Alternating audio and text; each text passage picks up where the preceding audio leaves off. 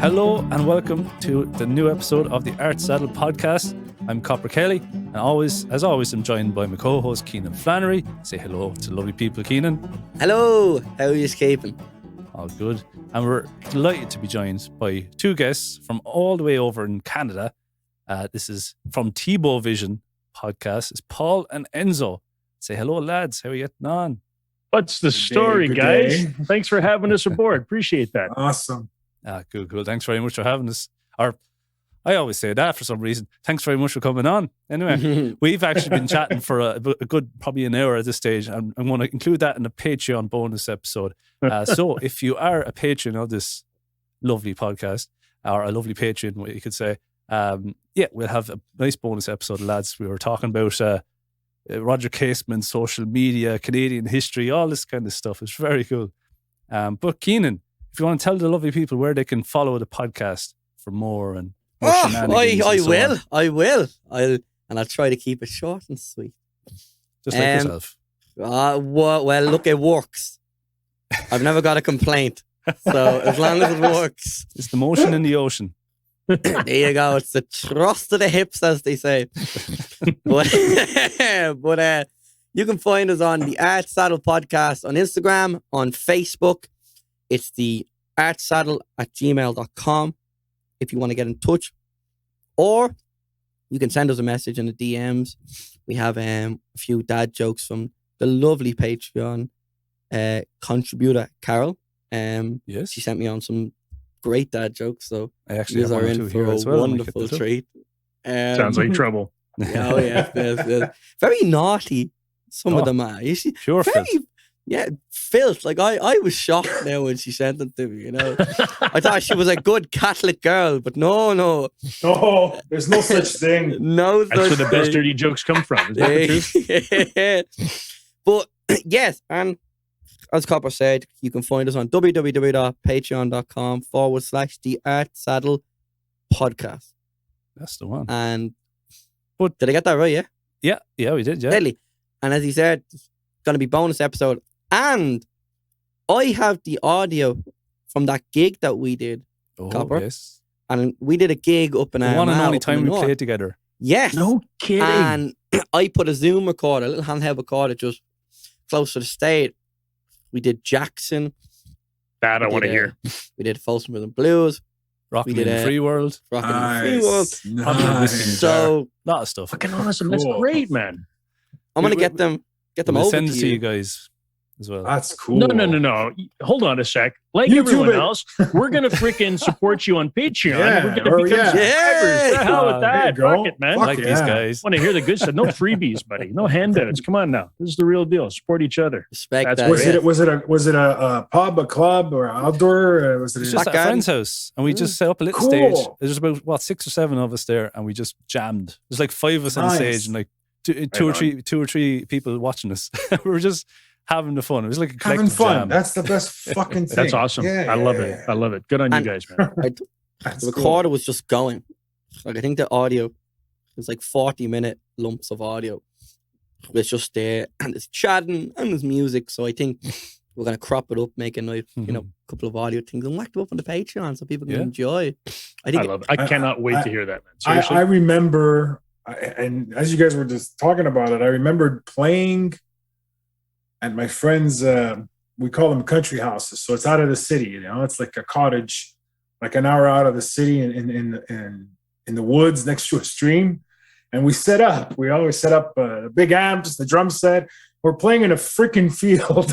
Like the neighborhood started to come out like, on a pallet. Who are these crazy motherfuckers? What are they doing here? It didn't help that we were like a little bit sauced at the time. Sauced. That's a good word for it. Or it could have been some other, at the time, illegal thing. Anyway. But that was like been legalized. It's all legal here. It's all legal. I think actually, you know what? But Keenan, you had mentioned when we were talking before that you don't play a gig drunk, and it's not a cool thing. And actually, me and Paul have a story about playing under the influence of illicit things. That's my whole musical history. Come on. Wow. That's all I've got. Well, do we get to hear this story? It was 25 years ago in our practice studio that we had with our original band. Right. And it was just me, Paul, and Steve, our drummer. And for some reason, I don't know who brought it, we had weed. And we decided to smoke and let's jam. Okay. So we smoked and we jammed. And for 45 minutes, we had the recorder going and we thought we had written the greatest fucking thing we ever did. And the next day when we pressed play and we literally listened to Man Eater from Hall & Oates. That's what we were playing for 45 fucking minutes.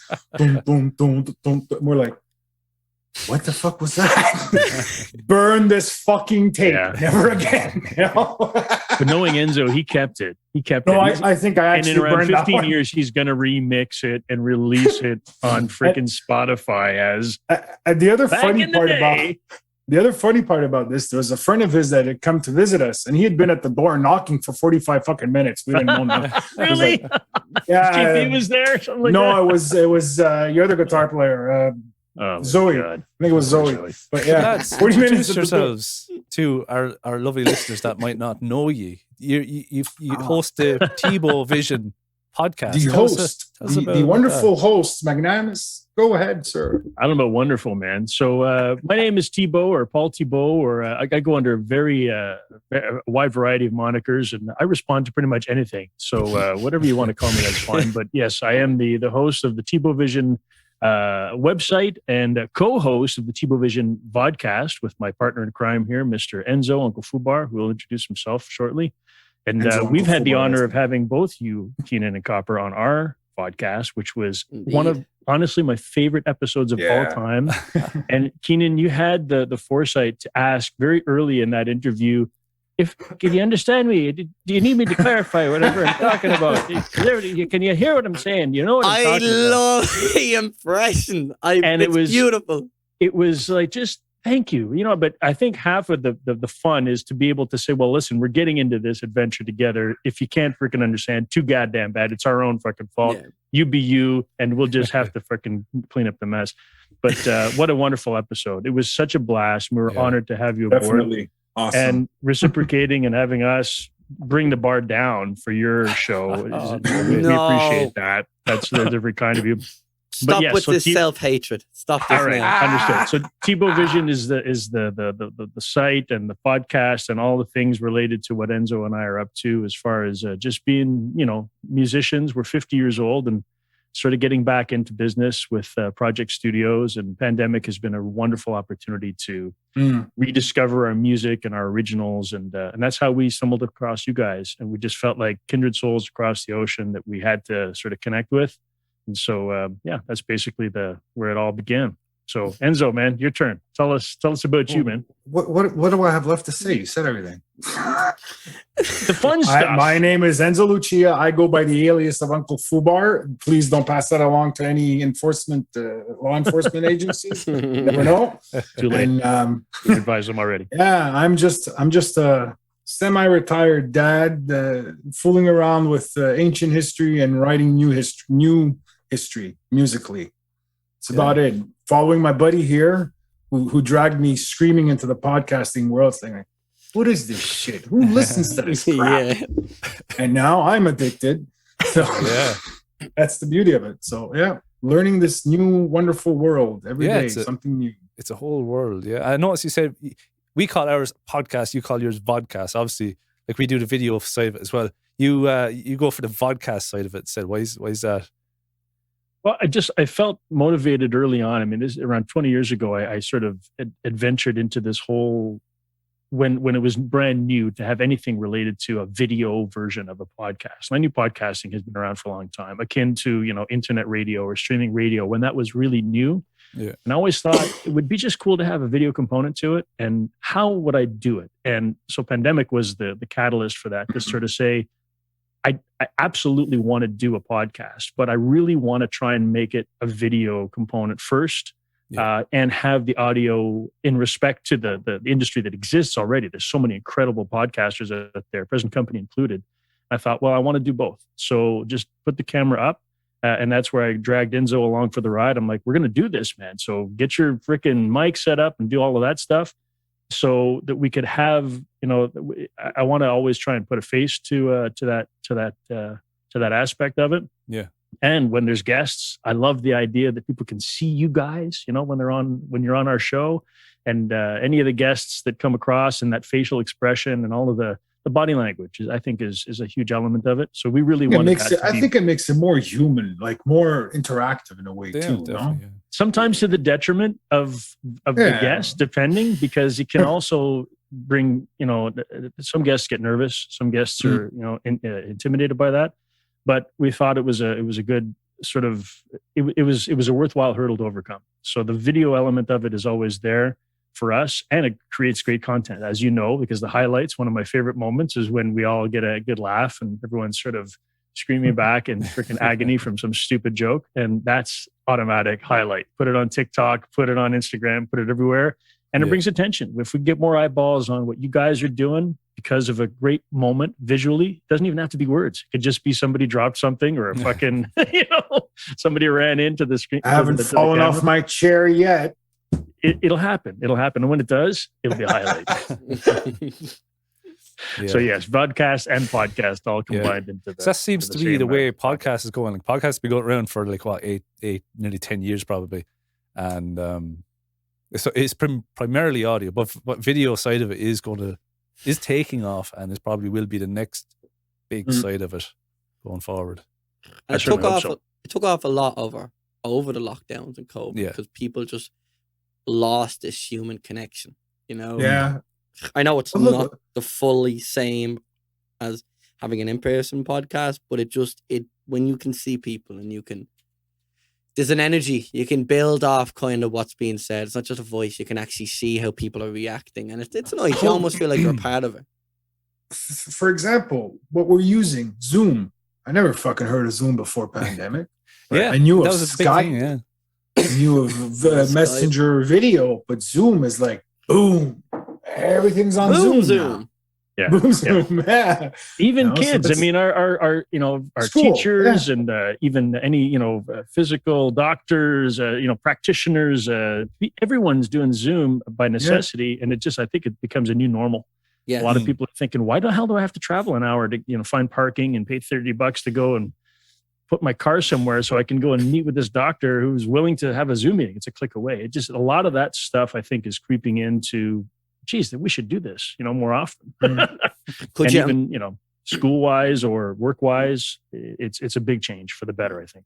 Yeah. One day it'll be good enough that we can actually live jam.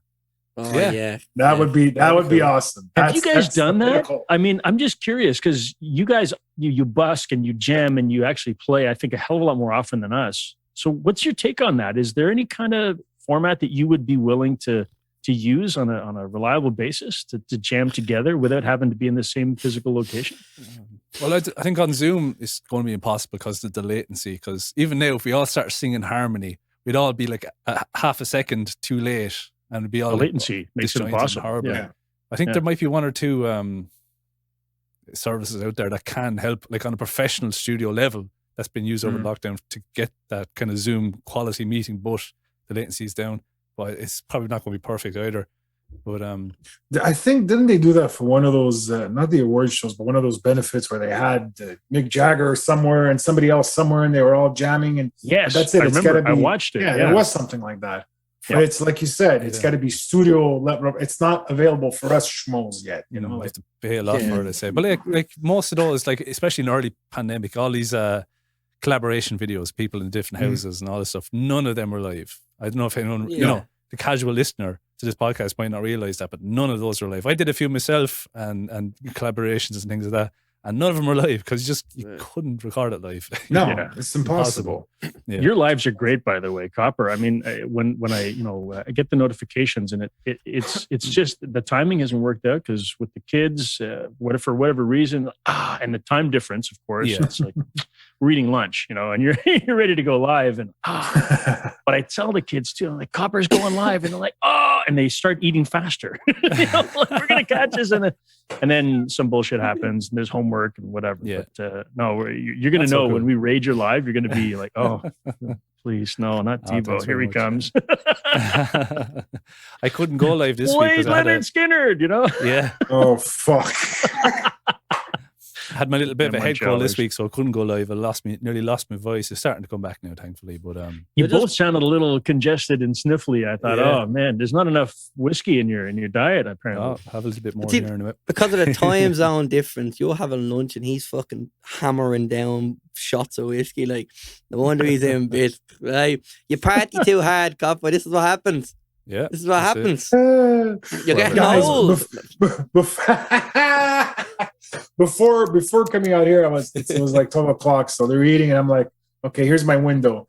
I barbecued like freaking 10 pounds of chicken, and like, Oh yeah. here, leave me the fuck alone for the rest of the day. I'm going downstairs. But, yeah, Get more coffee. Let's go. I see mine running around through the window. I can see They're outside. Cool. They're like, going to harass all the neighbors' kids. They're bothering everybody. I'm like, do not interrupt.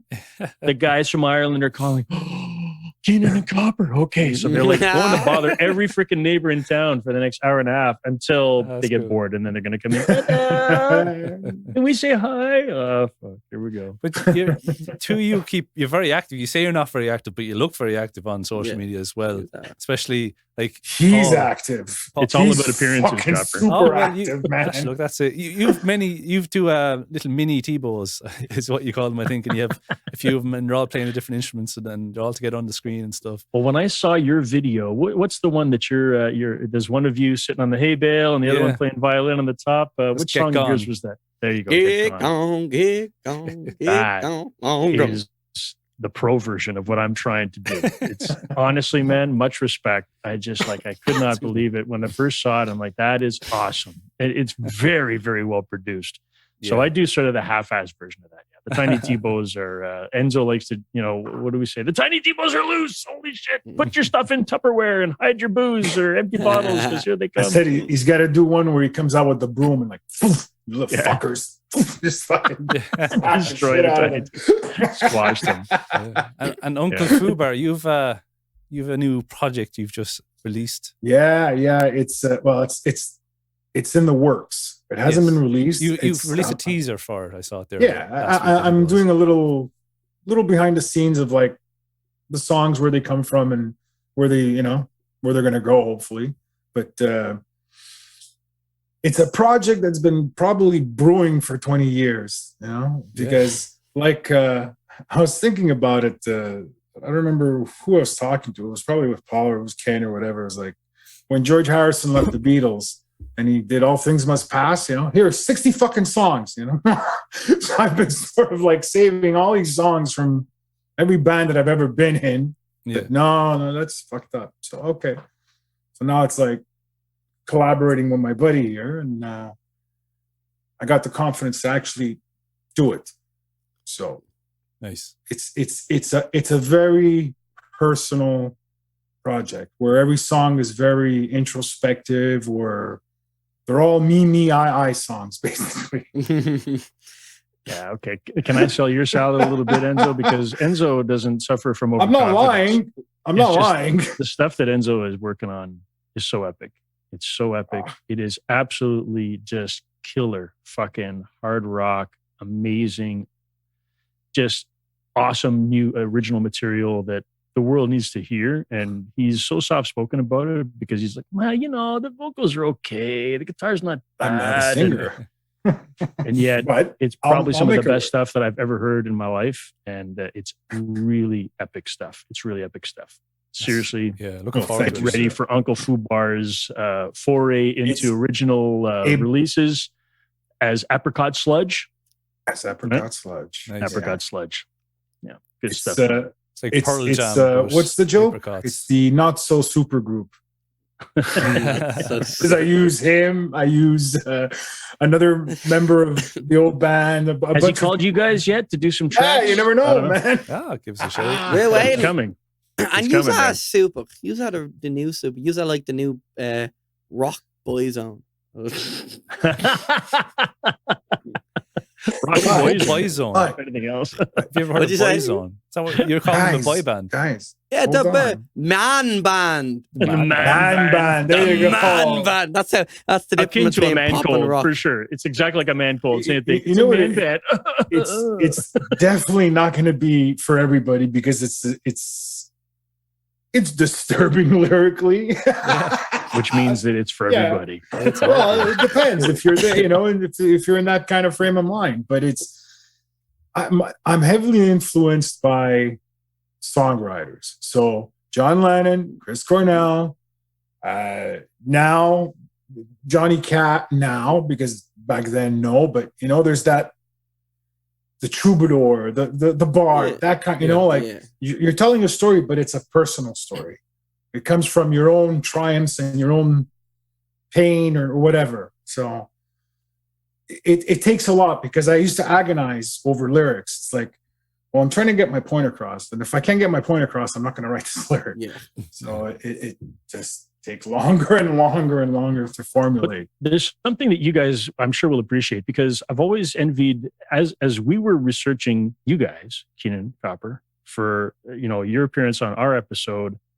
I was just so impressed and so inspired by what you're doing on the Art Saddle because it's awesome to have sense of humor and no nonsense and just fucking shooting the shit, but at the same time being very serious and committed about art and creativity. And I'm like, this is awesome. We need to talk to these guys. This is so important. We need more people talking seriously about art, but not taking themselves too fucking seriously. Yeah. Like just be honest about life and art.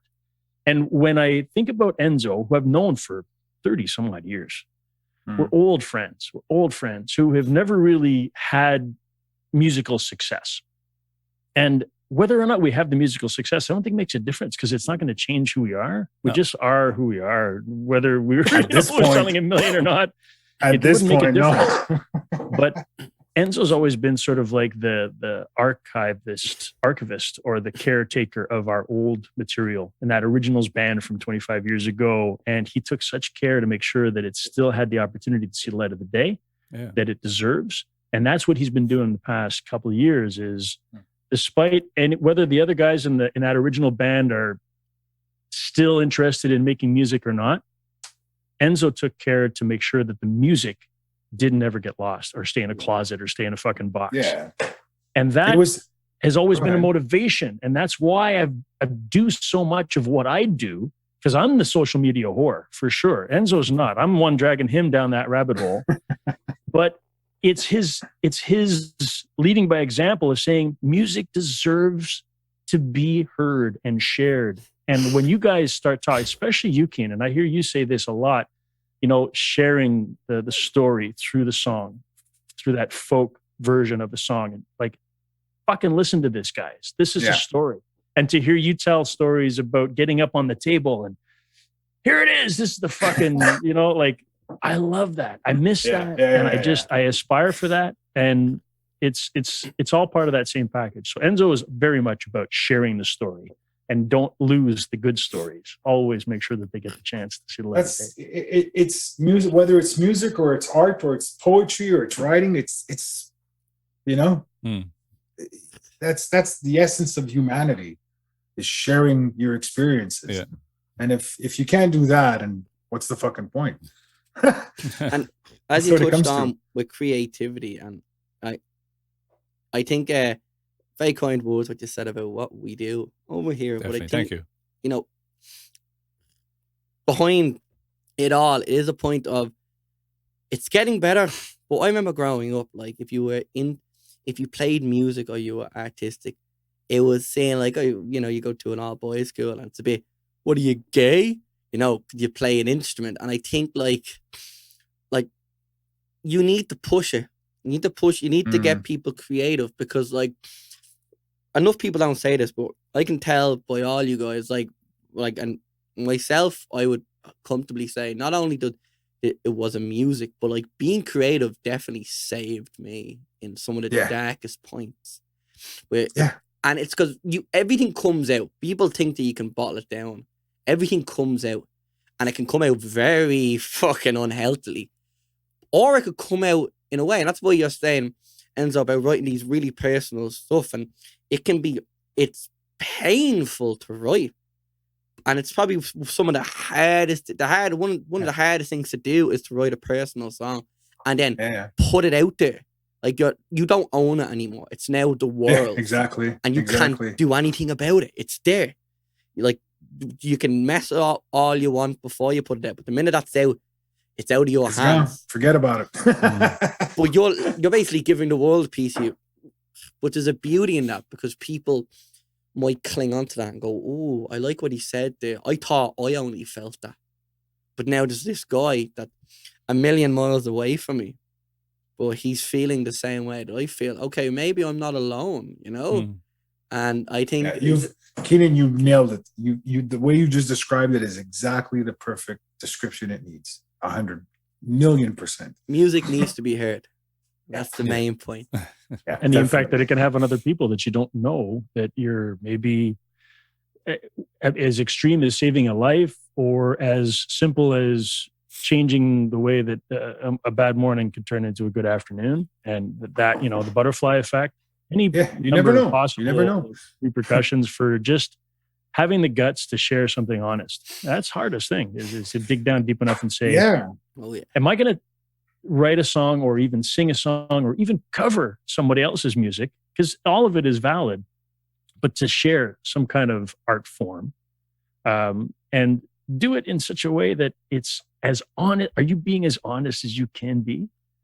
Or are you just fucking going through the motions? Because singing Brown Eyed Girl is not the same as singing like an art, like an obtuse song that maybe no one's ever heard of, but you're sharing it because that message needs to be redistributed. It's something that reached, exactly. It touched you, and you want to share that, whether it's going to get 1,000,000 hits or not, As you said, Enzo, like, it might not be for everyone. I've often, you do gigs where, it's 2 hours of Oasis because people are drunk and they want to hear it. And you do it because you enjoy it. But then there's other times where you're like, I'm going to do this song because, like, I was feeling shitty and I heard this song and it really connected with me. And you go, I'm going to play a cover. Like, oh, it's going to play. And then you say the name and everyone's like, oh, I don't know it. But depending on the crowd might be going, okay, I'm going to look at this as like another original. If you sing every song like it's your last song, it's like when people say, live every day as if it's your last, which is a bit crazy because you do some stupid shit if it was your last day. You do. Start making out with the hot chick at the bar and then get fucking beat up for it. It's my last day. I had to do it. I'd rob a bank. Would I? I don't know. I'd be no good at 35 years in jail, but man, he lived one good day. He lived one good day. Yeah. What if that was the thing? What if someone was like, you seen an angel, right? And the angel was like, you have one more day to live. You were like, shit, I want to rob a bank, get money from your family. You rob a bank, you get caught, and then you realize you were just tripping, and now you're locked up for 35 years. You're like, fuck. And the worst thing about it, banks don't hold a hell of a lot of cash anymore, right? Yeah, it's like 10 grand. You ain't going nowhere with that. Give me all your money. You're right, you're like, fuck, here's $50. Get out. Not much. Yeah. It's written on the door. We don't carry more than $200. Thanks. Good on you. But to further along the whole idea of what music means and how it can save you, way back when we were in that original band, it took us like probably 6 months to come up with a name for it, because we had to find the right meaning. So what does music do? Well, it can heal your soul. So, all right, we're the soul. What do we do? Fixing your soul masons. Masons fix things, build things. So we ended up naming ourselves the Soul Masons at that time. Nice. And it was important that the name show off what we felt about music, even if nobody got what the fuck it was. Oh, okay. What are you? The Marauders? What the fuck are you again? But that was such a fun conversation too, because we're trying to draw parallels to this whole idea of the secret society of the stonemasons. Exactly. For the cause of good, but they're just really fucking weird, and no one understands them. And what's the secret shake? Because it was Freemason. Yes, it was me coming from Freemasonry and saying, they do this and that, but the soul, and then but it's the sole of your shoe. You know, no, we have to make it not that fucking literal. But yeah, and it's always been for me. And I started playing music it was late. I didn't pick up a guitar till I was like 16. So it was at the right time and at the wrong time. If you guys know what I mean. Yeah. Because it was great because I was all into music, but it was not great because I was all into a whole bunch of other things and posing that I was a musician. I know how to play a chord. Look at me, I'm a rock star. Learn your fucking shit and shut up. But this happens a lot on our show, guys. I don't know if this is something that happens to you, but we've had some guests on our podcast where we're talking to them and they're like, yeah, you know, and I started my first business when I was 13. And then when I finished my classical training and I was going for my master's and I'll stop the interview for a second and say, Enzo, what the fuck were you doing when you were 12? And he's like, robbing the fucking convenience store. And I'm like, yeah, I was trying to buy beer. And like, and so we all have a good laugh, but it's true. Like, I mean, there's so many people out there that are fucking so much more. I was recording 3 days ago. I was recording and I spent like 15 minutes just trying to tune the fucking bass. Fuck.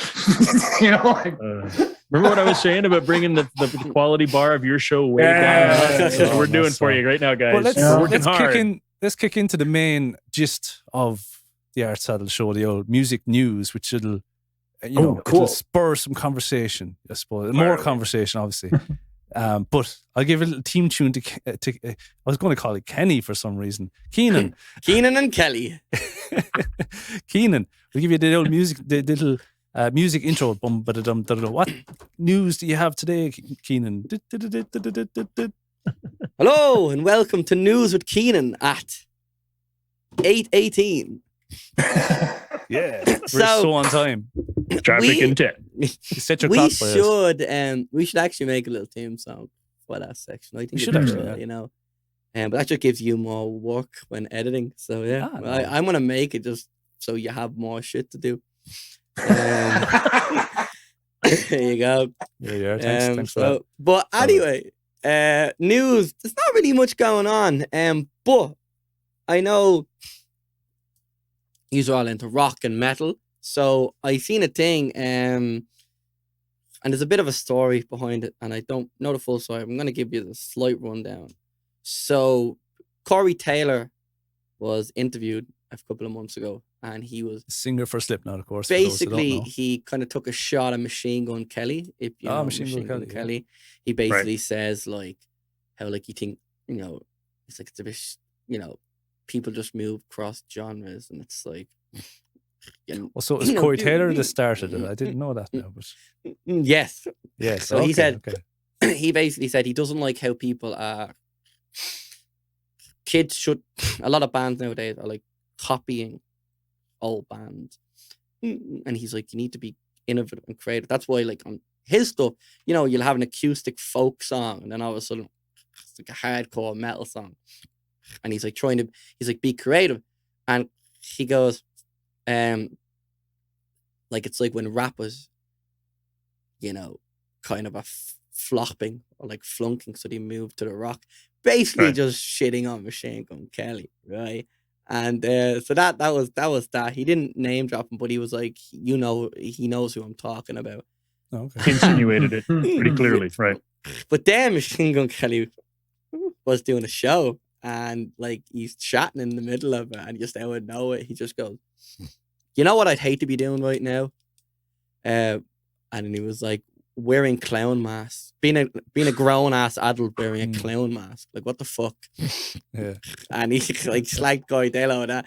And then like I'm sure this will develop, but I just think it's great. And like it reminds, like obviously I was young when the whole like Oasis Blur thing, so I wasn't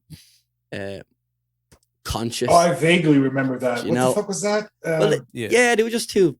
They kind of just kept going at each other because you were either an Oasis or a Blur fan. Yeah, that kind of way. And obviously, if you go back forward, I'm sure there's more kind of beefy spots. But it's just funny to hear like people are like, Machine Gun Kelly beefed with Eminem. And then just Machine Gun Kelly does this for the clout, for the headlines. Like, Machine Gun PR. Kelly's this on this guy now, and for sure, it'll be someone else in a few months. See McGregor trying to dig at him. Yeah, what was that? What the fuck did he do in a nutcase? There's another fucking drunk. But anyway. Oh, God. What the fuck was that about? Can you tell me? I didn't know the whole When story. you're talking about love or hate, I mean, seriously, there's one that fucking. It was something to do with on either side of the fence. You can't be on both. Wow. Conor McGregor. Yeah, I'm not too fond of the guy. He I'll doesn't tell seem you like a too funny nice of a story guy. about McGregor. Now this is great. He kind of people hate him, but people started to hate him around the time that he punched an old man in a pub. Right? Did you know about this? Yeah, Hear about that? You hear about this? I don't remember. I'm not sure. No, I don't know, but So- I'm not surprised by anything related to his Twitter feed. But listen, we don't know the guy from a hole in the wall. Okay, is it an act? Whatever it is. But his public persona is a fucking cunt, Yeah. right? Yeah. Okay. Pretty much. So let's go there. Now But- he would Tell be this one story of and you'll hate him worse. Go on. Oh yeah. Okay. the CCTV footage of it, right? And I think there's a funny twist in it. So I'm going to try to live in the crowd. But he's in a bar, and allegedly, there's an old man in the bar, and he offers the old man Proper 12 whiskey. His whiskey. He made his own whiskey brand. His Right. own brand, right? Yeah. Yeah. And the guy was like, "Oh no, thanks." And McGregor obviously must have been. I learned this word the other day. Lush. It's the over in Galway. It's for being drunk. So he must have been lush. Yeah. And he just kept offering. The old man was like, "No." So he just fucking wellies the old man. Now, right? Yeah. Just And then he standing gets at the bar. dragged. Stand at the back. But what I think is really funny, right, is he's like a professional MMA fighter. The bloke didn't even fucking flinch, right? Oh, He really? just sat No there reaction. and just was like he was like in his 60s, 60s. And the fella took a dig from McGregor as if he was being hit by a child. It was the funniest. He gets cracked and he's sitting in a chair and he kind of goes and then he kind of sits up and McGregor gets dragged out and he's looking forward and then he kind of turns around and he picks up his pint and drinks and I'm like, that's a real Irish man right there. That's the fucking Yeah. bomb. It was good now. It was good. But yeah, he's done some weird shit and all these things have come out. Is it all PR? Is he? Who knows? Probably. Whatever. He is. More than likely. Whatever. But anyone's so outspoken and so public, I mean, there's always going to be good and bad. There's people that hate and people that love, but Yeah. you can draw inspiration in many ways. You can say, well, he's an outright fucking cunt, like Enzo's saying, or like But he acts like and all one. that. Is he but, really? That's the thing. He acts like one. Is he really one? but there's a lot of Whatever. guys out there, that act like assholes, but they're just, they also can be inspiring. But Yeah. I don't know. That's what shock always value. comes to mind? Wrestlers. You have your good wrestlers. You have your The heels, the yes. bad guys. Yeah, the heel And they and the act like baby an faces, asshole, man. and that's their Yeah. job, to act like an Yeah. asshole, and people to hate them. But to do it, to do it well, you'll have the crowd booing you, and you're doing your job right then. Exactly. So Connor's just a he heel. playing the part of a heel. Exactly. Yeah. He's That's fucking it. perfect for it. Definitely. No, he does a great job of that for sure. Yes. Who's the cook? Who's the guy, the culinary guy? And it's always fucking You're talking about Gordon Ramsay.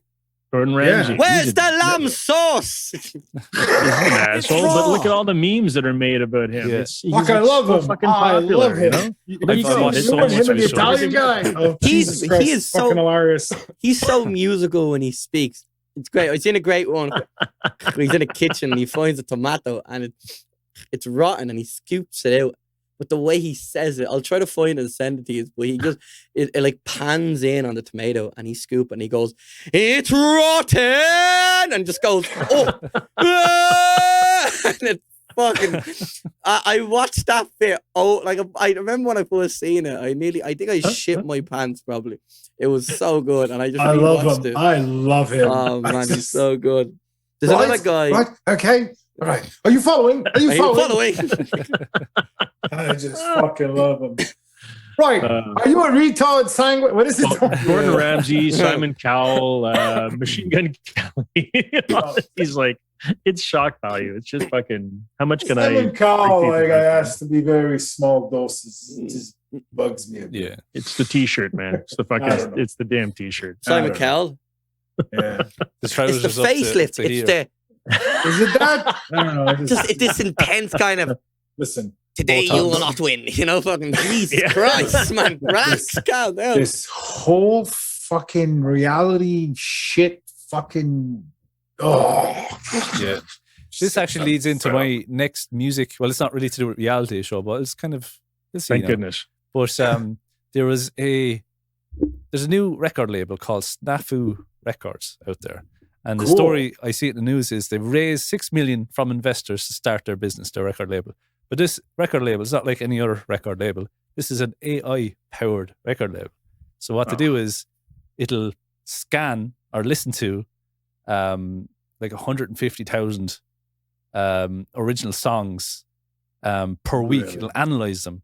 And if they fit certain criteria that matches other songs that have been hits in the past, then it'll whittle down those numbers into ones that are potential to be taken on. And then they'll whittle it down even more to the last maybe 200. So humans then will listen to those last maybe 200 songs and then maybe give them a record deal. But going back to, you mentioned ABBA earlier on in the bonus episode, one of the investors is ABBA's Agneta Falskog, basically the blonde one. She is that's the easiest way. Yeah, the blonde one. Right. She is an investor in this. So it's an AI-powered record label. Snafu. Yeah, using algorithms to basically get the song, to get the right song to be a hit. What's your thoughts on this? I'm going to try. That's a double-edged sword. That could be interesting because if it's truly AI, if it's not, if there's no human involvement whatsoever, so that could be interesting for whatever. I mean, if you listen, I know personally people that write for the Spotify database in hopes of having a song that appears on the playlist that's going to get them on a TV show, like something that's popular, because you can write for that. You can write specifically that. Wow, I'm thinking about the end credits. That's my motivation. Yeah, and true. I know that there's not an algorithm so much, but there's a flavor. Or if you want to write a song that it really is going to hit it in the college coffee house because it's acoustic, and you can almost have the timbre and the tone of voice to do the perfect TED Talk speech every single time. Tell a joke at this point. Do the thoughtful pause at this point. Like there's an almost an equation for it. In the same way, there's an equation for writing a song for a playlist. So writing a song for an AI curation is also very possible. But at the same time, someone could, by mistake, Enzo could write a song next week, basically having fucking shits and giggles on the mic, and then pop it out. And this AI algorithm could pick it up and say, well, this has got fucking potential for whatever. Great. All more of the power to you. But I don't want to hear it on the bus tour when I go and watch Keenan. I don't care for it. I'll tell you, in terms of I think for this AI system, right? It was made by a person, so it's going off previous knowledge, and for the industry to be innovative. I think, thank you. Gotcha, man. He keeps us on the rails, right? You need to take chances. There's so many bands out there that, like, I have a lecturer in college, and he's worked with he's worked with Green Day, he worked with really big band, and he retired when he was in his 30s, right? Retired from the music industry. Wow. Because a band got in touch with him, and he listened to that stuff. And they told him the name of the band, and he was like, "No, that's not gonna go anywhere." And band was Sum 41. Oh yeah. And when they blew up, he was like he still works with artists as a manager, but he kind of went, when that happened, he was like, "That I need to change my life. I've done enough in this industry, but I feel like when that happened, he was like, I'm retiring because I just feel like." Yeah, I don't have my finger on it anymore. Yeah, I'm not getting it. But there is a risk involved, and obviously, the last 200 songs will be listened to by people. But things are always, there's formulas to it, but the way we innovate is taking the formula and changing something slightly, especially in pop music. You change something slightly. Singer-songwriters are becoming a lot more electronic. That's something I've noticed. You know, you have Ed Sheeran has a lot more kind of electronic bop in his music than his early really singer-songwriter stuff. Right. And that was a risk at a point. That was someone going, you know them synths? What if we put... And someone went, oh, I don't know. Same with like Bob Dylan when he went electric, you know? Yeah. Some people hated that. They hated him. They wanted to kill him, Yeah, but like it's a risk. And all this kind of stuff, So I wonder how many good songs are going to fall through the cracks because the AI goes... The AI is programmed by someone. Exactly who programmed it. Yes. What are the examples? Are they taking the most popular songs from 1945 and on? Or are they just looking from 1985 and on? Are they looking at... Probably not even just before we had genres, before, you know, like in the 60s, it was just fucking music, you know? And now it's R&B, it's R&B rap, it's hip hop, it's rock, it's alternative rock, it's rock pop, it's fuck off. Yeah.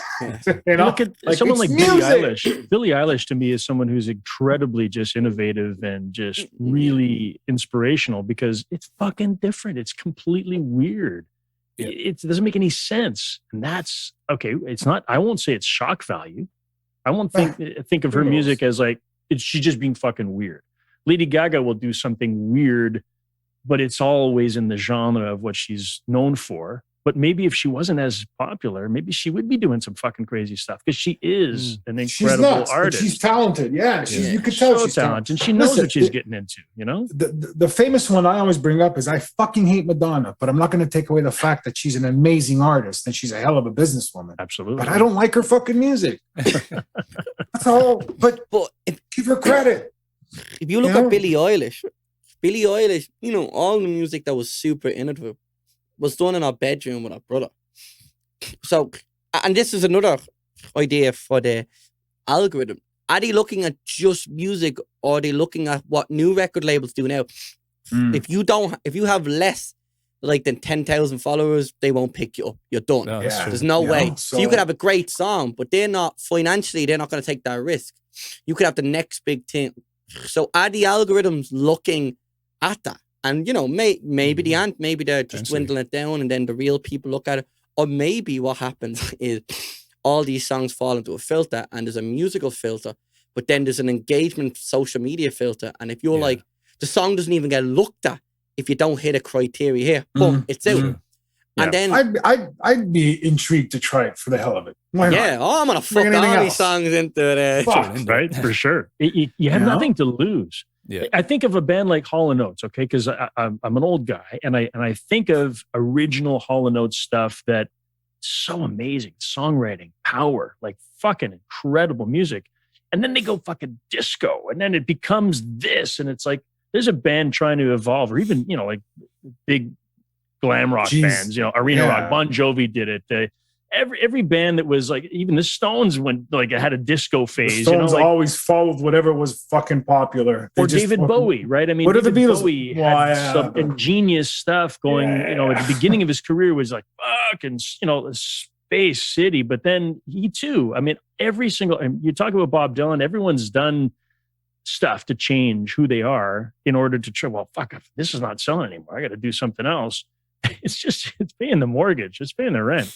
So this AI algorithm, I don't know. I don't think it's a bad thing, but I just it's a good point. Who the fuck's writing the algorithm? Yeah. That's what I fear with this. I want an interview with him on the Untitled podcast. Yeah, that'd be cool. That'd be cool.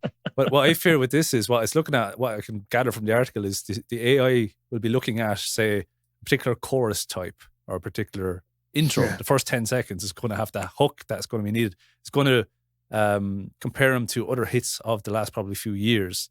And say, oh, that song sounds like that song. That was a hit. So there go. We're going to bring that song up and promote that song. So what I fear is all the songs will just stay the same. It'll completely stagnate. It'll have the same similar hooks, similar sounds.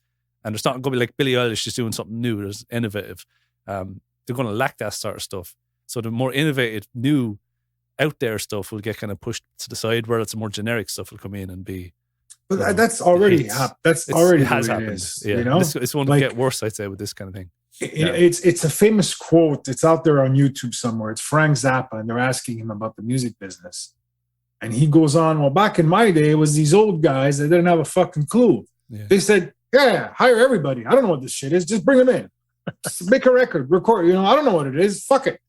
Because now today, it's the young guys who think they know everything. No, so they're controlling the music industry, So he's like, it was better with the old guys with the cigar. Fuck, I don't know what this shit is.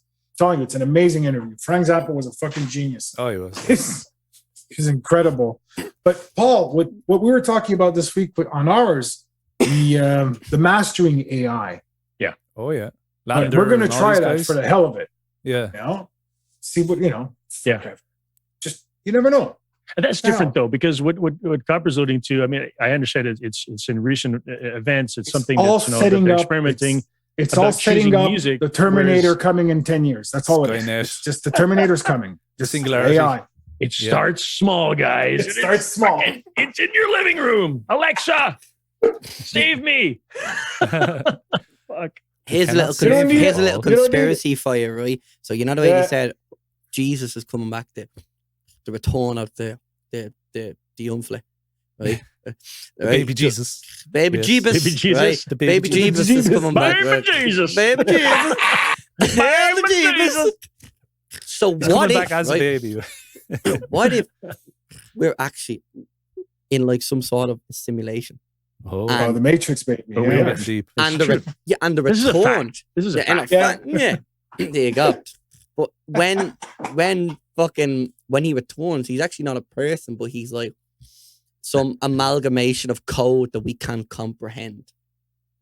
There you fucking go. I've been taking too many drugs. Not enough. Or not enough, bro. Not enough. Yeah, there you go. Yeah, I mean, new technology, again, it all depends on how it's used. It could be fucking bastardized, but you never know. I'm a bit of a optimist. What's the word? Old school. Old school, yeah. I like the kind of analog thing, but I embrace the new stuff because you never know.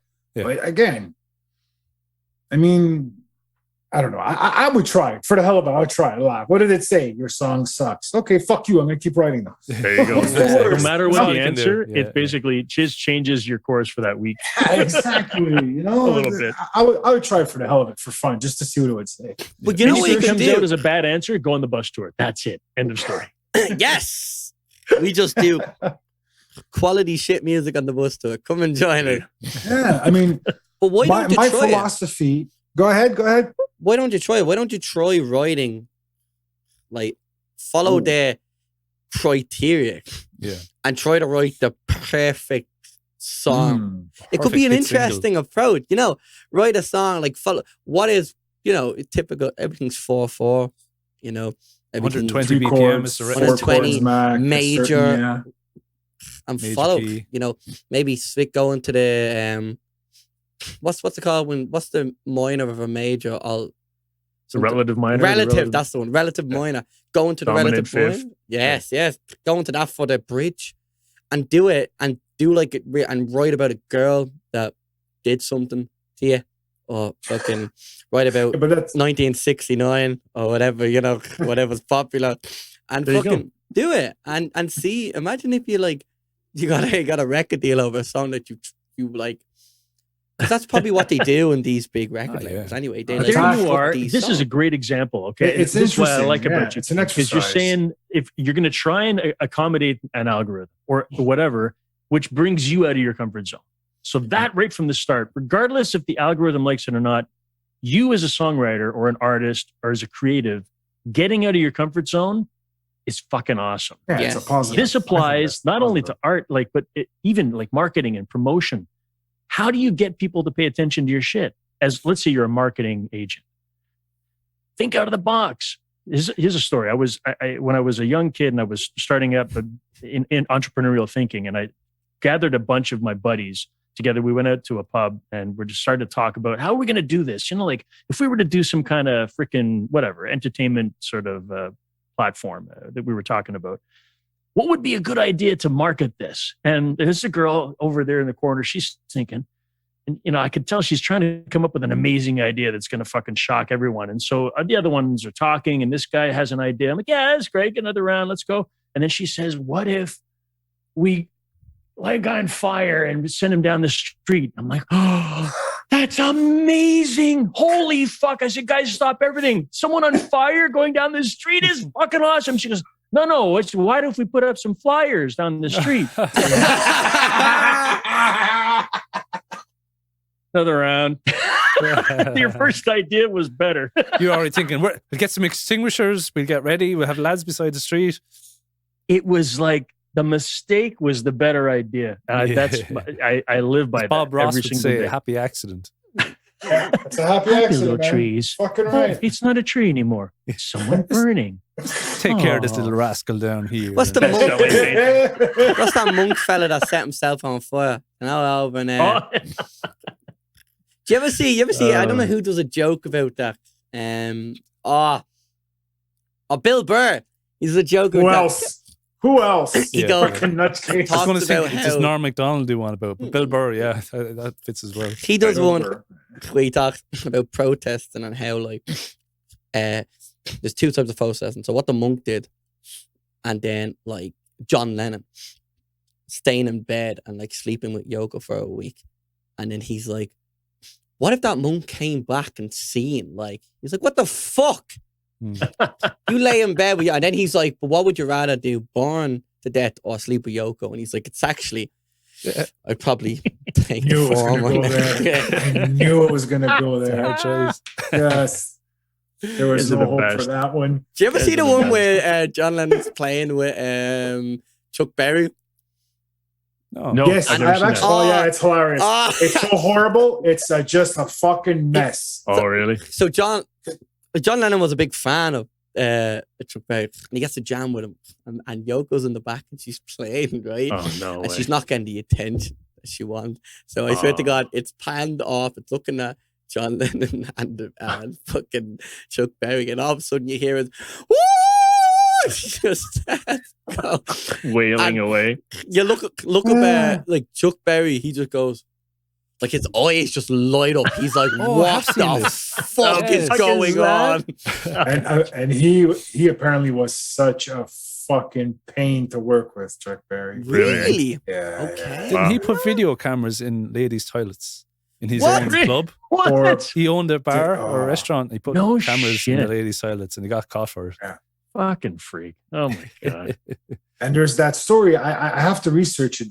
I think it's at the Hall of Fame with Bruce Springsteen. He was a fucking pain in the ass. They Really? wanted to kill him. I don't know the whole story. I have to but yeah, Chuck Berry's a fucking pain in the ass. He punched Keith Richards. As much and as it they're ruins friends. a legacy, makes me think of Bill Cosby, everyone Yeah, remembers, I mean, growing up, goodbye. that guy, and then just tanks. Yeah. The poor There's- guy, just got caught.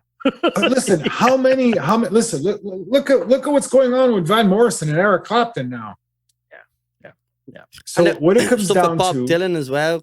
That was Bob Bob. Dylan, Marilyn even Manson, him, Well, Marilyn Manson, no, really? Bob Dylan. I think Yeah. there was allegations I didn't hear made. that one.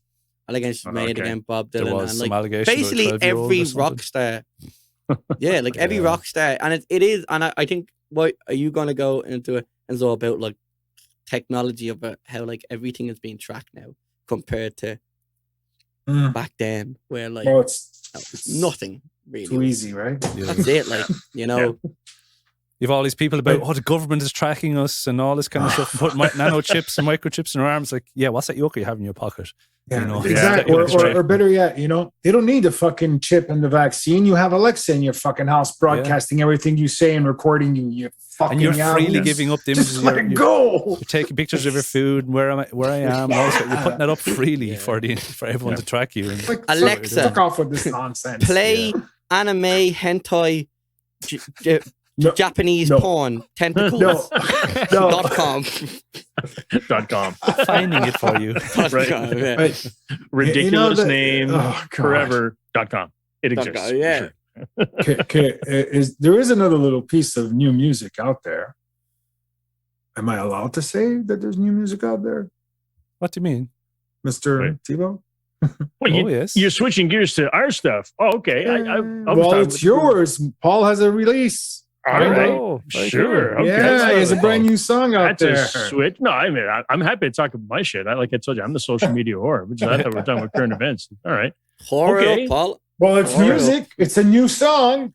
I totally agree. All right. Let me segue it in a different kind of light, though, because this is something that Enzo and I have been talking about. So we do every Friday night, Enzo and I get together, have some drinks, and we go live on Twitch, and we just fucking shoot the shit about all kinds of stuff. And the tag of what we're talking about is to talk about our friends and other heroes.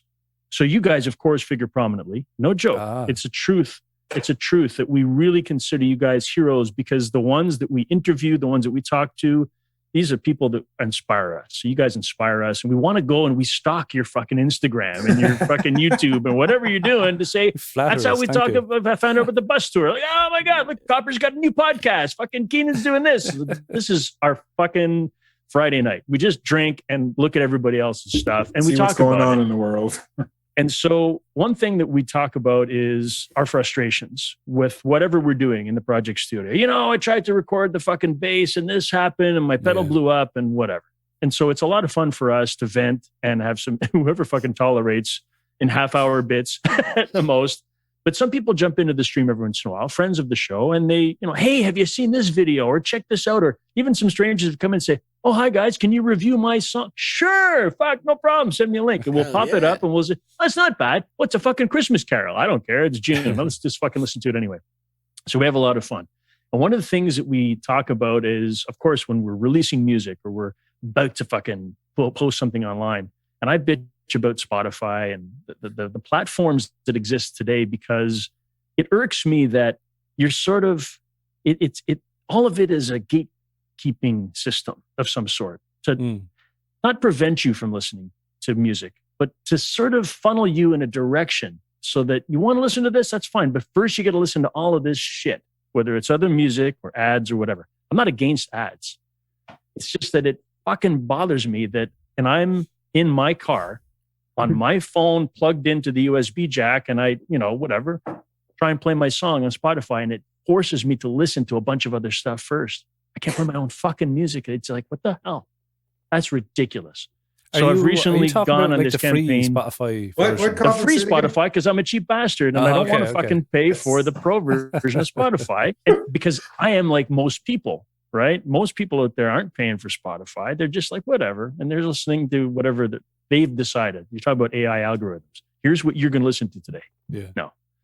So I've decided that I want to release my music in a free format. You can pay for it. You can absolutely go and buy it.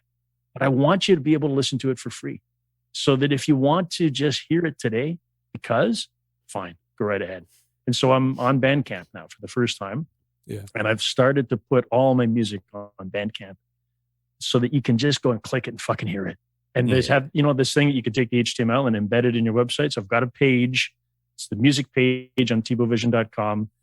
It's got all my singles there. All you have, if you want to click play and listen to it, fine. I'm cool with it. If you want to buy it, go right ahead. But if you don't, I don't give a shit. I just want you to hear my music, because there's so much content out there. These guys, like, you have options. People have fucking options. I'm not the only fucking one making music out there, and I don't want to pretend. So if you want to hear it, that's fine. And if you want to support, like you guys, you have people coming to your Patreon and all that. Yes, of course, absolutely. If you've got some spare change, man, throw it in the guitar case. Yeah. We'll take it and we'll put it towards our next album. Yeah. But so Bandcamp embeds are on my fucking webpage now, because I want people to just be able to click the play button. And this is cool, Enzo, because this is the first time that happened. Enzo is the one that told me, "What have you tried listening to your songs in order in the future album version?" I'm like, "That's a great idea." So I put them on the webpage. You've got the 2 a.m. song, the 4 a.m. song, the 6 a.m. song are there. And you can say, so you can get a sort of glint of the album experience. Yeah. So Morning is the one that just released, the 6 a.m. song. Morning is now available on my music page via Bandcamp. And I got the email today. It's on Spotify too. So if you check it out, listeners. Apparently, yeah. And I like what you said, because Tebow on those platforms, isn't it? That's right. Paul Tebow, Paul and Tebo. Tebo, the Americanized version. What is it? The Jack in. The Jack version of Tebow. Yeah, my French Canadian spelling of my last name is not marketing friendly. Oui, Baguette. Paul Oui, Wee Wee baguette. Baguette. Exactly.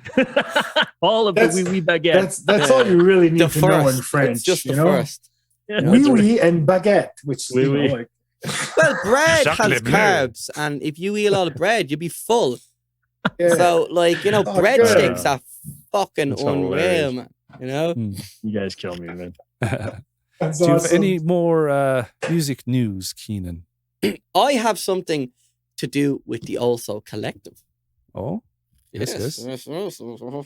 So, Tell the lads what the All Soul Collective is and the listeners in case they don't know. yes, okay. The Also Collective is a collective that I started up with a friend of mine, Sean Griffin, from college, and it is a collective of like-minded musicians, typically folk and country, but we have some instrumentalists, we have some poets, we have people that dabble, and the idea is that, you know, we have a couple of ideas in the future, maybe doing little tours and gigs under the banner, but we use it as if you have a song coming out, or you're working on something, or you want, say, a musician to help you with a project, there's people there, there's a connection, there's a level of just, you know, pureness between us that we all want everyone to do well.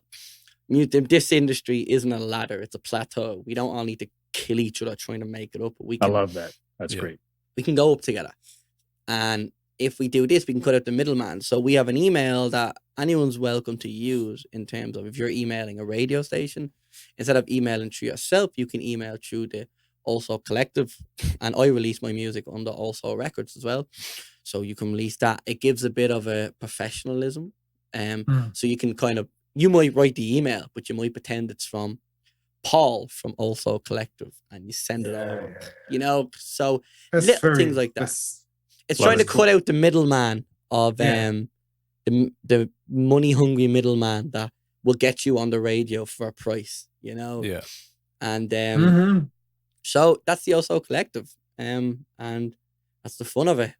But we have a very talented fiddle player or violin player and a lover of folk connoisseur, Tilly, and she has been she actually she did a gig. She actually ran our first ever gig in our hometown, and it's not Winchester. Oh no, it might be Winchester, but one of these W's in England.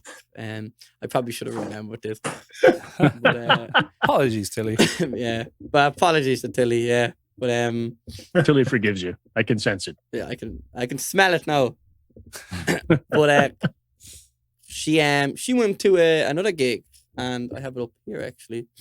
She went to see Jacob and Lucas Drinkwaters, and they are a folk band, and they done a show in our hometown. And she went, and I was like, "That's deadly. Would you be down for maybe writing little reviews or something of them, and we can like compile them and put them up on the page so we have a post." So Cool. That's cool. You know. That's like fucking 60s culture, man. You're trying to Yeah. bring back that brothership, that, you know, like, there you go. yeah. So you're not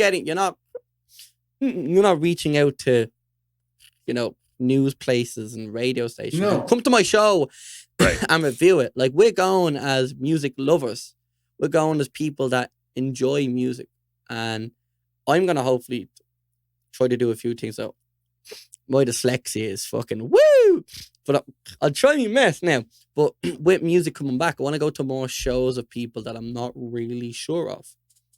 You know? Yeah, but that's awesome. That's Well, fucking great, Yeah. man. And Very go and cool. just go, did I enjoy it? You know, and how was the night? And, you know, because we were even talking in one of the episodes about how music is becoming more of a performance in terms of a show.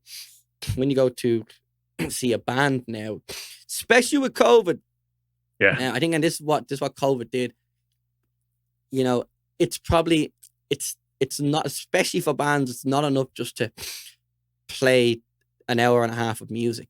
Like, there has to be a story in it, you know. So like, there's a guy from Dublin called David Keenan, and he's a fucking phenomenal songwriter, and he played in the Olympia, and he has on the album, his debut album, he has a kid with a paddy cap and a little stick, and he's standing down the lane with, and he has these projectors, and he's projecting all the imagery that's linked in with his music, and he has different outfits that he plays, and then he invites the kid up for the songs, and there's a journey through it, and I think it's becoming more and more prevalent. Yeah, there's more of a show, like a bringing a story to the performance. Yeah. You know, the attention span of people today, that doesn't help either.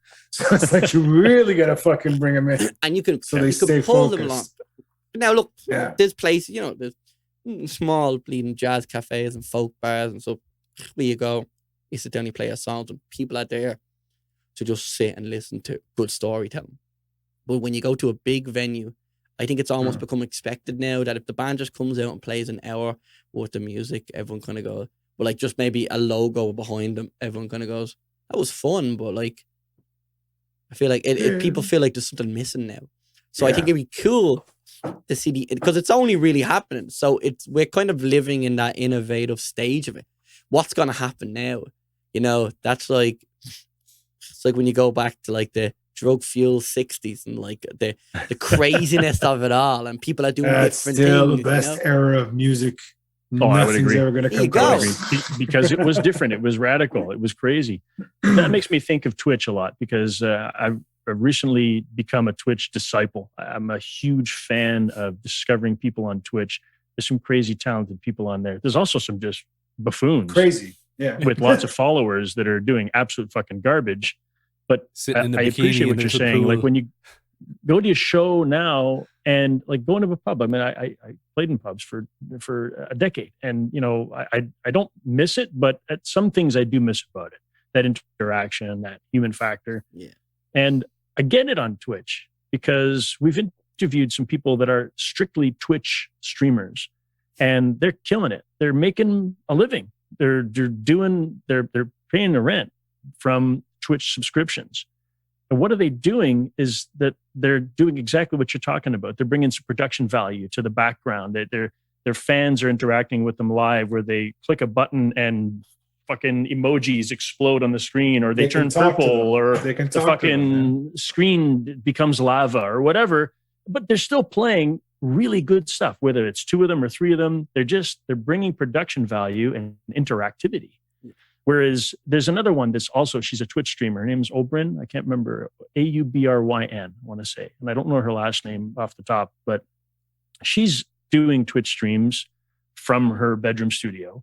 But she's also playing live gigs and putting the laptop and taking requests from her Twitch fans while she's at the bar. And the fucking irony is to watch her playing the live gig, and there's three people in the fucking bar. They don't give a fuck. And she's having a blast with the people on Twitch. Yeah, suddenly a fucking stagette will show up at the bar, and the bar will pick up and she'll pay more attention to them. But she's playing for both online and live. It's an amazing freaking combination of the two. And I have so much respect. It's like when I watch you busking, okay? Or I watch one of your productions, Copper. Like, it's just crazy how much you guys are putting so much effort, whether it's to get the fucking live message out or to do the fucking back, like the work, to combine it all. I see people like Obryn doing that. It's like they're doing the best of both worlds. And it's like, yeah, that's inspiration for me. It makes me want to try harder, like really put value, production, everything, whether it's a live show. How can you bring something to the bar? There's even places that are streaming their fucking bar gig. They're playing live. It could be 20 or it could be nobody, but it's on Twitch and you can watch it. You don't have to fucking leave your house. You can get smashed and watch the fucking gig. You could review that stuff too and put it on your site. Yeah, that's not that was a good show, Yeah, it's not a bad idea. And I love that you said you love discovering people on Twitch, because when I am, some people do meditation, some people do this or that to kind of make themselves, ground themselves. And I do a bit of that. I think we all need to find grounding. But sometimes what I'll do is I'll go onto Twitch late at night with like a beer in hand, and I'll filter it by like lowest followers, and I'll go to places that have like, absolutely, and I'll just be like, I'll listen, I'll be like, that's really awesome. And the genuine joy you see in people when they're like, because the amount of times I've done it and people are like, are you a bot? And I'm like, no, I'm like a real human with a I'm face. actually here. Yes, I'm not a robot. I'm like, and they're like, how did you find this? And I basically explain. I'm like, I just think, talent is not about level of fans. It's actually sometimes the opposite. Yeah, that's 100% true. So you hop on and they're like, oh, do you want me to play? What do you want? What would you play if you wanted to impress me? And he'd go, oh, listen to this. And I'm like, whoa, that's unreal. I haven't spoken a word to them, really, but I'm sitting here and I'm chilling with my friend now, alone on a Friday night with a beer, and I'm chilling with this person, and I'm like, this is awesome, and and it's great, and then sometimes we might exchange Instagrams. I have a few people on Instagram that I would have just found you, and then they message me on Instagram and go, oh, you're a musician as well. And I'm like, yeah, but it's not. I'm not a bot. I'm not coming to promote my shit. I'm here because I seen you had I just clicked on it because I said, fuck it, it's cool. So that's my grounding technique. I love it so much. That's cool, man. That's it's a bit of fun. And I love when I actually, because it's normally after the fact, because like I was saying, when Copper streams and I don't always get the chance to jump in on the live, and I wish I would, because it would be fucking cool to harass you a little bit, which would be a lot of fun, but at the same time, just to be I do it for you, don't worry. I do it for you. By proxy, you're going to take care of that. Thanks, man. Appreciate you doing that. But it's always such a satisfying thing to get the, oh, hey, Tebow, how you doing? Like that. You can't get that on fucking TV. Like you're watching YouTube. There's none of that. There's no yes, if you're catching a live on YouTube, but it's so rare. Twitch is the place to interact with the creators that are doing that stream. Granted, there's some that have 10,000 followers and whatever. They're very rare. And you can't expect that reaction. But most people on the platform are just there with like, oh, hey, how are you? Good to see you. Even if it's just a hello. And that you're talking about, seeking out your mental wellness, to be able to have that interaction. And you don't know when your content's going to change someone's day or steer someone in the right path when they were really going to a dark and ugly place. That happens so often. Almost every single time I go on Twitch, I leave with a smile. I leave with some sort of satisfaction, because on that little sidebar, oh, hey, there's Scotty, or there's George, there's Sandy. Like, there's someone that I know, and they fucking know me. And it changes my day. I don't get that on any, like TikTok. I leave angry sometimes on TikTok, especially like when I'm like, what the fuck? Why are these people just getting away with this crap? This is crap. This is total crap. I don't want to fucking see it anymore. And I leave that platform in a bad mood. I've never ever left Twitch in a bad mood. Yeah. Always in a smile on my face. Do you know what? When I live stream, I simultaneously cast, I'm on Instagram, on Facebook, Twitch, and YouTube. And the funny thing is, the most engagement is on Instagram, which is literally just I have a little lavalier microphone going into the room that picks up the speakers. Right. But the best sound quality is on Facebook, Instagram, and Twitch. That broadcast, let's say, because I have, it's into my Reaper, my studio, pick up directly the microphone and all that stuff. But the best engagement is on Instagram, where it's capturing the room audio. But it's always, I have the regulars coming back, like say Carol Lewis, she will listen to this. She's always there. Keenan's there a lot as well, a few others, and they start chatting amongst themselves. That's cool. Right. Yeah. That's cool. They'd be slagging between me and Heather. Heather, because Heather's a Nordy, and God, there'd be slaggings now. They'll be slagging. So they'd be slagging each other. I'd be playing a Christy Moore song or something, and I'd be there laughing to myself when I'm playing a sad song because I see Keenan ripping the piss. Watching them, But that's cool that the people who are watching you've established their own little community, and they're like, "Fuck what he's doing. We're talking amongst ourselves." And we're not even there for you. We just go there to congregate. Well, it's don't like be loitering. At the pub, right? I mean, the same thing. It's like, okay, we're just chatting. Oh yeah, by the way, good song. I think he's going to do another one. Would you ever tell him to shut up? What's trying to talk now? He's playing too loud. Turn it down. Yeah. Turn it down. But I have one more, I suppose, news item I guess we could chat about. It's kind of vaguely music related. But they released that there's a Super Mario movie coming out. Did you? What? Yeah. Oh, and the fucking cast is yes. unreal. Oh, really? So the reason I brought this up No is shit. one of my kind of suppose musical heroes is Jack Black. 'Cause Yeah. I love his stuff. He's cool, he's Always, cool. I put whenever I'm playing a party or whatever, I always pull out Tribute and play it, and people love it. And so it's like a party piece, I suppose you could say. But he's actually going to be playing Bowser, the main antagonist No way. Wow, of cool. Super Mario. And Right on. can you guess who What Super the Mario is going to be? Fuck. Oh my God. Who's Super I know Mario Keenan gonna knows be? it, but can you guess who would be a good Mario in this? It's probably a CGI film. They're voice acting this, so Okay. it's not like the what's that Bob Hoskins and John Leguizamo film from the Who 90s. Framed Roger Rabbit? No, Who Framed Roger Rabbit? No, which there was one? a Super Mario movie in the There early was a 90s, Super Mario? live action. Really? And like Dennis Really? Hopper was the villain. Oh, wow. And Who would even be a good Keenan, fucking did you know Mario? about this? No, the 90s Super Mario film. I I want you didn't. to type in. I want to hear your reactions to this now. Do you know the what's the Goombas, the bad little bad guys you jump on, the mushroom looking dudes? Yeah. Right, Look- right. Keenan, look up the Goombas from that movie. I just want to see your reaction to how these guys look. Because I get Live action. T-Bone and Enzo probably know what I'm talking about. I think I have like a suppressed memory of this. Yeah. What the fuck? There we are. Jeez, it's something out of fucking Men in Black. Yeah. One of them has a mouth hair. He looks a bit like me, to be honest. Now,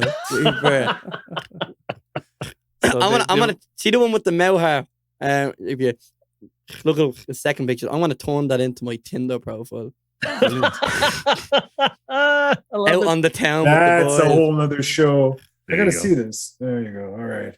Goomba? What? What Because am in I looked in up the Goomba, games, Mario, like mushrooms have these like live large action. heads, small bodies, but in this 90s film, there's like huge, big leather coats of bodies, like Roblox or something, like Kanye West in that, God. in that Yeah, video. that's crazy. And You're then a such tiny a little fucking hoe. poopy head. I love I it. know what you got.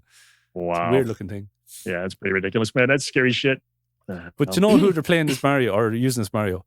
Chris Pratt. Chris Pratt. He's going to be Oh, that's Mario, really? which is strange, but could Huh. work. But oh yeah, I remember this fucking garbage. he's got a rubber face, so he can do My pretty much anything. God. Right? we have Charlie Day from Always Sunny as Luigi, Yeah, which could be good. Charlie, I love Charlie, and he's class. And But that's Yeah. just Seth fun Rogen. for everyone involved. Like, I mean, you want to be in that project, Fucking- regardless of the role, right? Just like, yeah, fuck, let Seth me in. Let Rogen me then enjoy is it. Donkey Kong as well. This is I going to be like interesting. I Donkey think. Kong. Yeah. they have That's fucking they cool. have Key, from Key and Peele, Keen Peele, yeah. and he's playing. Keegan Michael Key.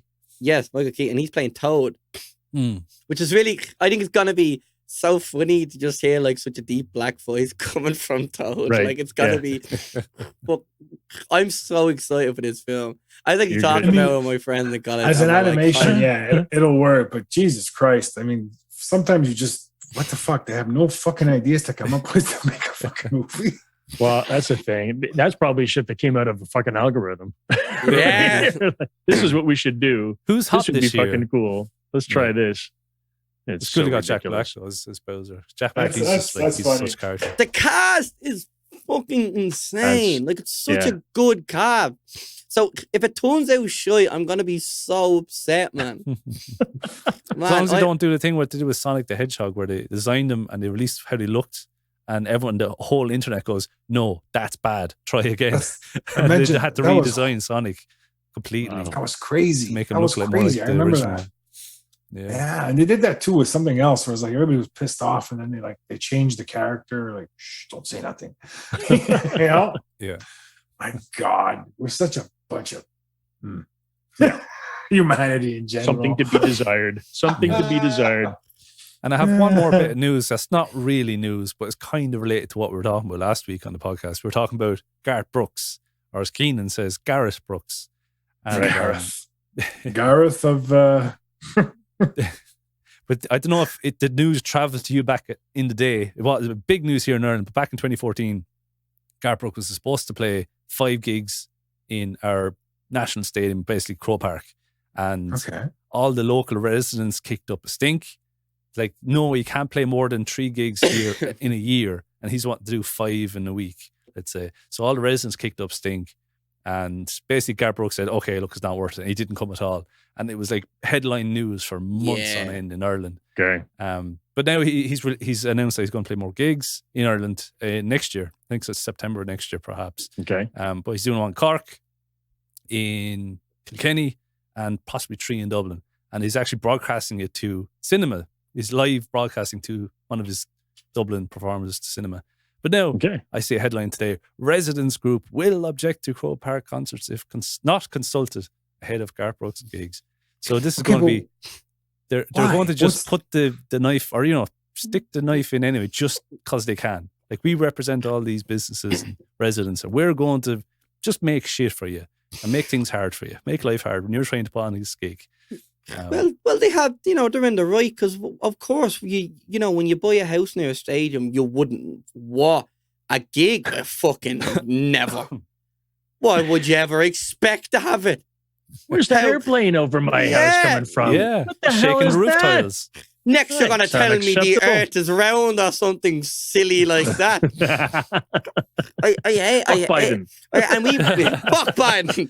We even fucking. We didn't mention this. Okay, let's clarify that, because we mentioned that in the Patreon episode. Yeah. Throw that in. I got a political comment on YouTube. The guy had a really nice thing to say about my music, and then just ended up with fuck Biden. It was funny. Find out the whole story on Patreon. Yeah, there you go. There you go. Woo! Okay, because that, easier to deliver. it'll be fine now. But if this podcast blows up and all of a sudden there's like clips of me and you're fucked as well. Oh yeah, like, go around saying fuck Biden. But glad to sync on that same ship as you guys. Yes. I think it's none of us are American, so it's grand. We can say whatever we want. Yes, we're ignorant. Yeah, we know nothing. But it's just so funny when you hear people giving it. It's like we talked about in the last episode where they were building an incinerator in Dublin a few years ago, right? And everyone wanted it. Everyone was like, "Yes, we need an incinerator." And they're like, "We're going to get rid of this waste somehow." Yeah. So everyone was on board. Everyone's like, "Just burn the shit out of it." That's it's worked for plenty of years. But they were like, "We're gonna build it in Rings End," and everyone was like, "Well, I don't want anymore." Everyone in Rings End was like, "Oh, I don't want anymore. I don't." And they built it. And they want the press at all, but it's like this. It's like anything. It's like you want it until it's just not next to my house. Right? Exactly. That's fucking humanity. The wind turbines and all. Copper's like the wind turbines. Yeah. Oh, the wind turbines sound like a great idea. Just don't put them anywhere near my house. Yeah. I used to live across the street. Fine. In RDP, we had in Montreal in the East End. There was a factory, I would call it, that disposed of animal carcasses and waste from like smelly. But only for 2 weeks in the summer at a certain temperature point and the way the wind blew. Right. And it was but then nothing, it'd be fine. But at that certain, it's like the place has been there for like, I don't know, 150 years or whatever. They've been doing it forever. Can't kick it out. Then you can't get rid of them. But and then but every once in a while you get that like, oh man, what is one that? time and it's a year. Not the smell. It's not the smell of the actual carcasses. It's the fucking chemicals they're using to cover the smell. That's what you're getting. In all honesty, Oh, but going back to gentlemen, I have to call this one for me. Yeah, absolutely. Father duties are absolutely. We're coming to the end of our episode anyway. I'd like to thank the two lads, Paul and Enzo, for coming on from Tebovision Vodcast. Thanks very much for coming on and having the crack with us. And definitely we'll get you on again at some point. We'll have more crack. As I say, we explained that to you on your own podcast there, what the crack was. We asked for specific instructions on how that all works. Can't thank you guys enough. You're both absolute fucking stars. We really appreciate you so much. Love what you're doing. And thank you so much for having us on your show, man. Really means a lot. It's very kind of you guys. And thank you for letting us bring the bar of your quality down. Not at all. As much as we possibly could. I would love to fucking do an in-person show one day. Oh, yes. Someday. We'll have to work on that one. Yeah. Yeah. That'll be dangerous though, because I feel like That'd be- the podcast will be fine, but after it, like, you know, My we're gonna liver drink can't ourselves to fucking death. handle it. And the rest, take never care of- mind the liver, the rest of us, whatever we're doing, like, We'll hire the driver and we'll take care of the accommodations. As long as you guys just, bring the songs, bring the stories, we'll take care of the rest. Yes, It'll be a yeah. done deal. Save a bench seat on that bus for me and my fat ass and my acoustic guitar. we'll be Done and saving done. you one as well. But look, We'll have thanks a very wonderful much. And party. sorry, Keen. Go on. Where can people find you again on social media if they want to follow the podcast, Oh, follow your shit. own musical endeavors? I would say that the easiest place to go is Tebovision.com, because within that site, there is a page for every single thing that's going on. The music page has all the links to our socials for music, for the podcast and the vodcast, and finding out about Enzo and his brand, Uncle Fu Bar. Everything can be found on Tebovision.com and links to all the socials there. Can't go wrong. And I'd There's even a recommend- link to you guys in there somewhere. if you're Yeah. listening. Whoa, it is. Oh. Because I haven't started that webpage yet, so it's all funneling that way for now. Soon. We'll host you by proxy Soon. in the interim. There you go. In the interim. Yes. And you can catch the episode of Tebovision with Copper and Keenan. That's the fucking best episode right there, man. Don't miss that one. Come and check it out. It's a great Thank you episode. for co-casting. What was it? The sign. Oh, what swap was the, casting, we say. Yeah. Swapcast. Thank you for Swapcast. Yeah, swapcasting. that's cool. That was very cool. kind. You are That's now it. part of the Old Soul family. The Old Soul Collective. Oh. We'll get them in there, will we? I think so. Get them We in are there. old souls. Hey, Yeah. We have we're just- relations in the old country, Paul. no, just old fools. That's what we're all. We're Old just old fools. fools. Old fools. Ah, well, But all regardless- old souls are old fools. Regardless, Yeah, thanks very much yeah. for coming on and having the chats with us, and hopefully, Pleasure. people will go and listen to your podcasts and your music, and we'll all rise together. A rising tide raises all ships, as I like to say. And Yeah. Very kind. thanks Thanks, very Copper. much for Thank you, coming on Keenan. and taking the time, and All right, go spend my time pleasure. with your families now and enjoy your the rest of your Sunday, even though it's nearly No, half no, nine no. over It's here the for opposite. us. Now I have to fucking I have to suffer. Oh, yeah. And You just have been enjoying it. Don't let us go. No. Last they heard. thanks, guys. But anyway, Cheers, thanks, guys. guys. And we'll our lovely listeners, thanks for listening. And we'll see you again next week. If you want to say goodbye, Keenan, throw in what you want to say there. All the best. Look after yourselves, and don't do anything God wouldn't. Drive safe.